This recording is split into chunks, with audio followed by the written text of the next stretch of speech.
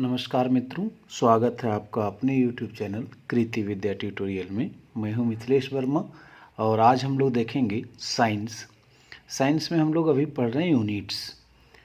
और ये वीडियो उन लोगों के लिए काफ़ी महत्वपूर्ण है जो JTET की तैयारी कर रहे हैं या CTET की तैयारी कर रहे हैं और साइंस से हैं, मतलब 6 to 8 के लिए तैयारी कर रहे हैं, उन लोगों के लिए काफ़ी महत्वपूर्ण है।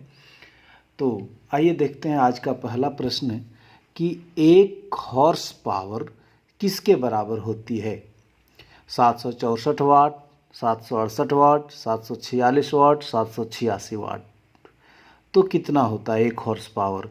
हॉर्स पावर है ना, हॉर्स पावर। हॉर्स पावर को हिंदी में बोलते हैं अश्वशक्ति, अश्वशक्ति। और इसको शॉर्ट में हम लोग बोलते हैं एचपी बोलते हैं हॉर्स पावर को। तो एक हॉर्स पावर जो होता है, एक एचपी जो होता है, वह होता है 746 वाट के बराबर। 746 वाट के बराबर, मतलब सही आंसर जो होगा वह होगा तीसरा। और मित्रों ध्यान रखिएगा कि एचपी से किसको माप करते हैं, किसका माप करते हैं हम लोग? तो मशीनों की शक्ति, मशीनों, बड़े बड़े मशीनों की शक्ति, मशीनों की शक्ति को, मशीनों की शक्ति को अश्वशक्ति में, अश्वशक्ति या तो कहिए हॉर्स पावर में व्यक्त किया जाता है। तो इससे भी एक प्रश्न बन जाता है कि हॉर्स पावर से क्या मापते हैं, किसे मापते हैं? तो मशीनों की शक्ति को हम लोग मापते हैं हॉर्स पावर से।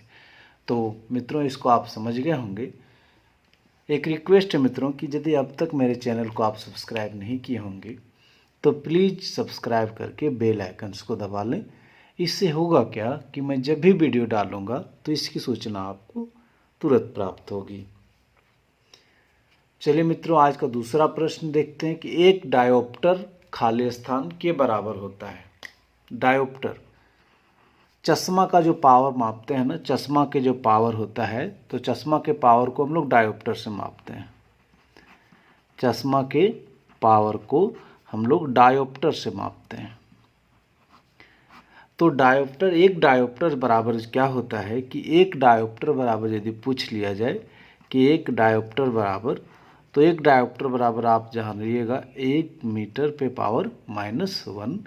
तो इस तरह से हमारा सही आंसर जो होगा वह होगा दूसरा। नेक्स्ट प्रश्न मित्रों हमारा तीसरा नंबर कि शक्ति का एसआई इकाई क्या है? कूलम, वाट, जूल या एम्पियर। तो शक्ति का जो इकाई है, एसआई इकाई है, वह है वाट। मतलब सही आंसर जो होगा वो दूसरा होगा। इसमें हम लोग शक्ति क्या है थोड़ा हम लोग इसमें देखते हैं कि जो हम लोग भूल गए होते हैं तो उसको भी हम लोग यहाँ रिपीट करने का प्रयास करते हैं। भूले हुए चीज़ को भी हम लोग यहाँ रिमेंबर करते हैं। तो शक्ति किसे कहते हैं? तो शक्ति, कार्य करने की दर को शक्ति कहते हैं। यदि सीधा बोला जाए कि कार्य करने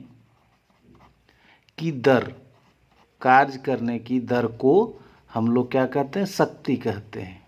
शक्ति कहते हैं, कार्य करने की दर को शक्ति कहते हैं।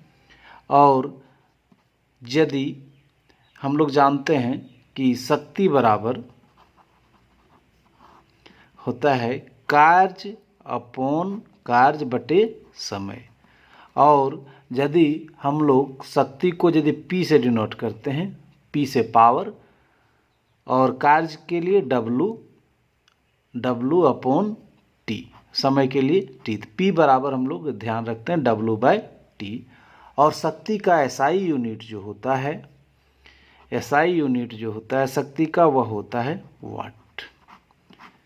चलिए मित्रों अब नेक्स्ट देखते हैं चौथा प्रश्न आज का। चौथा प्रश्न है कि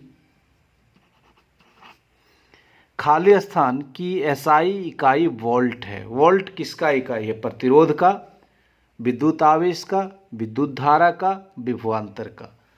तो ये बताना है कि आपका कि एसआई इकाई वोल्ट है। तो किसका एसआई इकाई वोल्ट है ये बताना है हमको। तो ध्यान दीजिएगा कि एसआई इकाई वोल्ट जो होता है वह विभवांतर का होता है। तो सही आंसर क्या होगा? डी होगा, चौथा होगा।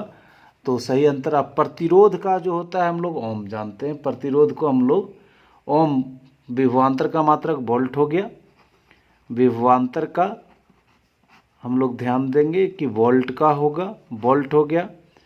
विभवांतर के बाद आपका यदि बात कर लिए प्रतिरोध का, तो हम लोग ओम जानते हैं, प्रतिरोध का ओम।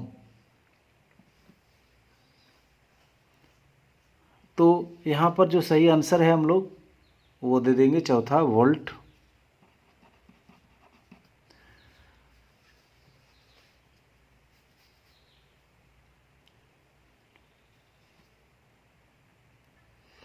नेक्स्ट है 5वां प्रश्न कि विद्युत ऊर्जा व्यय, विद्युत ऊर्जा व्यय का वाणिज्यिक मात्रक क्या है? कॉमर्शियल यूनिट, इसको हम लोग कहते हैं कॉमर्शियल यूनिट। तो कॉमर्शियल यूनिट किसका? तो विद्युत ऊर्जा व्यय। हम लोग जो घर में विद्युत को व्यय करते हैं, खर्च करते हैं, तो उसको किस में मापा जाता है? तो उसका वाणिज्यिक मात्रक पूछ रहा है। विद्युत ऊर्जा व्यय का वाणिज्यिक मात्रक क्या है? किलोवाट घंटा, जूल, वाट या वोल्ट? तो इसका सही आंसर होगा किलोवाट घंटा। हम लोग इसको विद्युत ऊर्जा व्यय को किलोवाट घंटा में मापते हैं। नेक्स्ट प्रश्न है कि मात्रक कूलम पर सेकेंड का दूसरा नाम क्या है? Coulomb per second. तो कूलम पर सेकेंड का दूसरा नाम क्या है ये प्रश्न में है। तो कूलम पर सेकेंड का दूसरा नाम जो होता है वह होता है एम्पियर। इसलिए इसका सही आंसर जो होगा वह होगा दूसरा। नेक्स्ट प्रश्न है कि दाब का एसआई मात्रक है। तो दाब का एसआई मात्रक क्या है? पास्कल, केजीएमएस, डाइन या न्यूटन? तो दाब का जो एसआई मात्रक होता है वह पास्कल होता है। तो हम लोग यहाँ थोड़ा रिमेंबर कर लें कि हम लोग बहुत पहले पढ़े हैं, भूल गए होंगे। तो हम लोग देखते हैं दाब किसे कहते हैं। दाब किसी सतह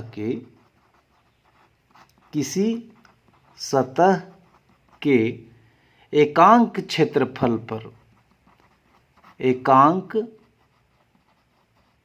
क्षेत्रफल पर लगने वाले बल को, लगने वाले बल को दाब कहते हैं, दाब कहते हैं। किसी सतह के एकांक क्षेत्रफल पर लगने वाले बल को क्या कहते हैं? दाब कहते हैं। और दाब का जो फॉर्मूला होता है प्रेशर का, तो वो होता है तल के लंबवत बल, तल के लंबवत बल अपॉन तल का क्षेत्रफल, तल का क्षेत्रफल। ये हम लोग ध्यान में रखेंगे। और यदि बात किया जाए कि दाब का मात्रक, चूंकि यहाँ हम लोग को पूछा गया दाब का एसआई मात्रक निकालिए, तो ये हो गया फॉर्मूला, प्रेशर अपॉन होता है फोर्स अपॉन एरिया, P बराबर F/A। F से हो गया बल, तल के लंबवत बल, और A से हो गया एरिया। यदि मात्रक का बात किया जाए कि दाब का मात्रक क्या होगा, तो हम लोग दाब का थोड़ा मात्रक निकाल लें कि दाब का मात्रक, दाब का मात्रक बराबर हो गया बल का मात्रक, बल का मात्रक अपॉन क्षेत्रफल का मात्रक, क्षेत्रफल का मात्रक। तो बल का मात्रक क्या हो गया? तो बल का मात्रक होता है न्यूटन, बल का मात्रक हम लोग जानते हैं न्यूटन। और क्षेत्रफल का मात्रक होता है वर्ग मीटर या तो मीटर स्क्वायर। तो हम लोग इसको क्या लिख सकते हैं? न्यूटन पर मीटर स्क्वायर। और न्यूटन पर मीटर स्क्वायर को ही हम लोग क्या बोलते हैं, पास्कल बोलते हैं। और पास्कल को हम लोग डिनोट करते हैं बड़ा पी और छोटा ए से।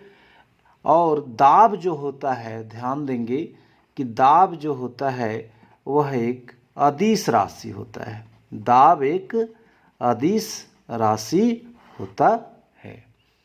तो मित्रों, हम लोग ऑब्जेक्टिव के साथ साथ थोड़ा सब्जेक्टिव भी पढ़ लेते हैं।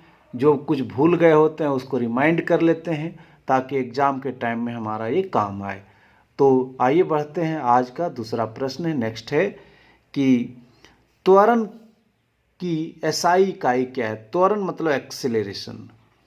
एक्सेलरेशन का एसआई यूनिट क्या है। एक्सेलरेशन किसको कहते हैं हम लोग इसको भी देख लेंगे, और इसका एसआई यूनिट क्या होता है वो भी देखेंगे। तो त्वरण का एसआई मात्रक कौन होगा, ये चारों में आपको बताना है। तो त्वरण का जो एसआई मात्रक होता है वह मीटर पर सेकेंड स्क्वायर होता है। और मीटर पर सेकेंड स्क्वायर को हम लोग इस तरह से लिख सकते हैं। तो इसका सही आंसर जो होगा वह होगा तीसरा। इसका सही आंसर जो होगा वह होगा तीसरा। त्वरण कहते किसको है मित्रों, वो देख लें। त्वरण एक्सेलरेशन को कहते हैं। और त्वरण क्या होता है कि किसी वस्तु के वेग परिवर्तन की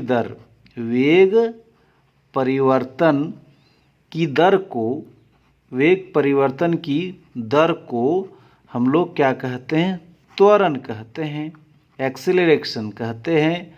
और यह जो होता है एक सदिश राशि होता है। यह जो होता है वह सदिश राशि होता है। और इसका मात्रक जो होता है वह होता है मीटर पर सेकेंड स्क्वायर, इसका मात्रक होता है।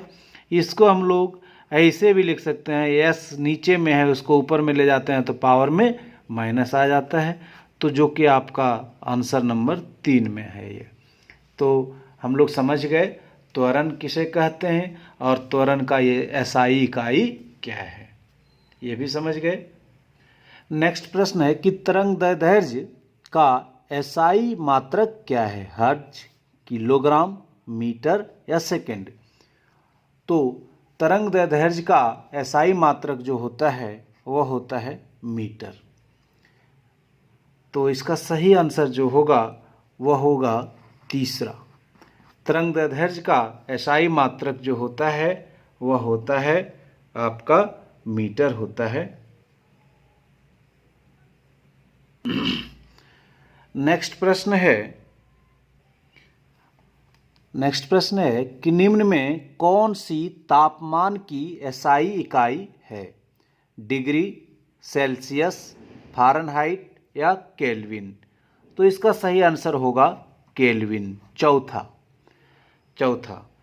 तो हम लोग थोड़ा इसके बारे में जान लें कि एसआई पद्धति में, या तो कहिए कि अंतर्राष्ट्रीय पद्धति में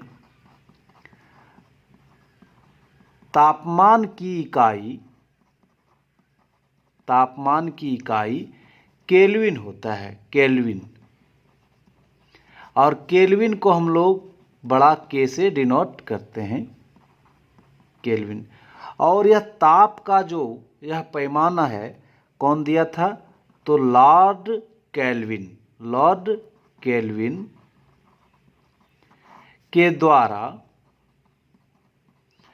सन 1852 में दिया गया था, प्रस्तुत किया गया था। यह पैमाना लॉर्ड केल्विन के द्वारा 1852 में प्रस्तुत किया गया था। इसमें जो होता है, इसमें जल के हिमांक को 273 केल्विन एवं क्वथनांक को, जल के हिमांक को 273 केल्विन और क्वथनांक को 373 केल्विन माना गया है। तो हम लोग यहाँ सीखे कि केल्विन तापमान की SI इकाई है और इसका जो खोज किया गया था, इसको जो प्रस्तुत किए थे लॉर्ड केल्विन के द्वारा, और कब, तो 1852 में। आइए नेक्स्ट देखते हैं कि Nm पे पावर -2 का अंतर्राष्ट्रीय इकाई है। किसका अंतर्राष्ट्रीय इकाई है, किसका, ये पता करना है हम लोगों को। तो दिया हुआ है बल, प्रणोद, संवेग या दाब। तो इसका सही आंसर जो होगा वह होगा दाब। कैसे, अभी हम लोग पढ़े थे कि प्रेशर बराबर हम लोग पढ़े थे कि दाब बराबर पढ़े थे फोर्स अपॉन एरिया। क्या पढ़े थे, pressure is equal to force upon area. P से हम लोग जानते हैं दाब, P बराबर हम लोग क्या जानते हैं, दाब, और F बराबर हम लोग जानते हैं बल, कि पृष्ठ के लंबवत बल, लंबवत बल, और ये से जानते हैं पृष्ठ का क्षेत्रफल। तो यही तो हम लोग पढ़े थे। आप बताइए, फोर्स को हम लोग P को P लिख दिए, और फोर्स का जो होता है मात्रक वह होता है न्यूटन, और एरिया का जो मात्रक होता है, क्षेत्रफल का जो मात्रक होता है वह होता है मीटर स्क्वायर। क्या होता है, मीटर स्क्वायर। यही चीज़ तो लिखा हुआ है, इसको हम लोग ऐसे भी तो लिखते हैं, Nm पे पावर -2, इसको ऊपर ले जाते हैं तो माइनस यहाँ चल जाता है। तो Nm पे पावर -2 किसका मात्रक हुआ, तो प्रेशर का, और प्रेशर का मतलब हम लोग क्या जानते हैं, दाब। इसीलिए Nm पे पावर -2 जो है वह दाब का SI इकाई है।